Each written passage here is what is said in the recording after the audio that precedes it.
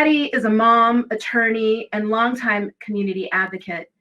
She was appointed to the Washington House of Representatives in September of 2015. In January 2017, Patty was again unanimously appointed by the King County Council to fill the vacant Senate seat in the 48th Legislative District. She now represents her constituents as their first female state senator. Woo-hoo! Selected by her colleagues to chair the new Senate Housing Stability and Affordability Committee, Cooter is eager to bring new diverse voices to the table to tackle the statewide crisis of housing instability. In addition to her role as chair, Cooter serves as the Senate's Assistant Majority Floor Leader, as Vice Chair of the State Government, Tribal Relations and Elections, and as a member of the Law and Justice Rules Committee. During her tenure in the Senate, she has been a champion for voting rights and access, greater representation for women, common sense gun legislation, and reforming our healthcare system. She has been a deep advocate for women in cloud, and we're so proud to have her here today to share her message. Thank you.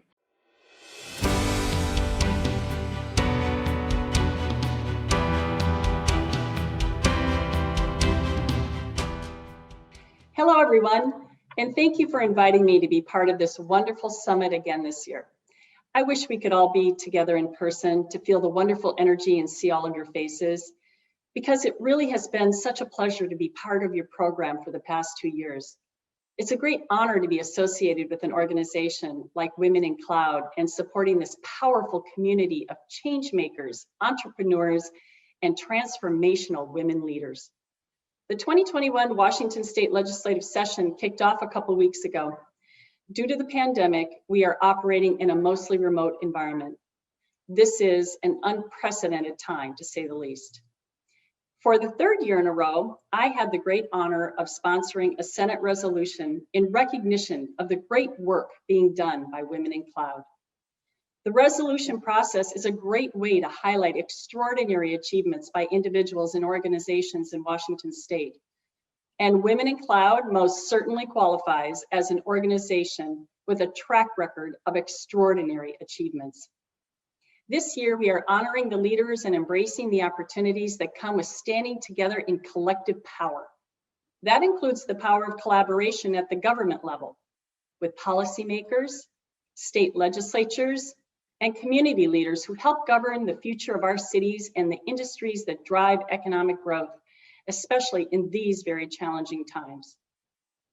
Even in the midst of a COVID-19 pandemic, it's important to acknowledge the accomplishments and huge wins we have all achieved through community virtual events and networking through corporate collaborations that even this pandemic couldn't stop, including some highlights like providing access to buyers through the Cloud Exec Connect, taking 2 cloud accelerators digital to bring access to more leaders, becoming global in India, Canada, Africa, and the Middle East through global partnerships, and making this entire 2021 summit 100% virtual, giving access to all participants and speakers through an integrated 3-day experience. And all of this happened during one of the most trying times in recent history. But it doesn't stop there. In working with the WIC executive team and its board of advisors, I wanted to engage in a new kind of dialogue that can help change the future tech landscape with regards to trends that will continue to become guiding principles for product innovation and industry growth. This naturally brought up the core topic of artificial intelligence, or as you all refer to it, AI, and how there is still so much work that needs to be done in this space, much of which is still coming to light now. A 2018 report by the World Economic Forum showed nearly 80% of the global professionals working in AI are men. AI is already having a significant impact on the tech industry, and that impact is only going to grow bigger.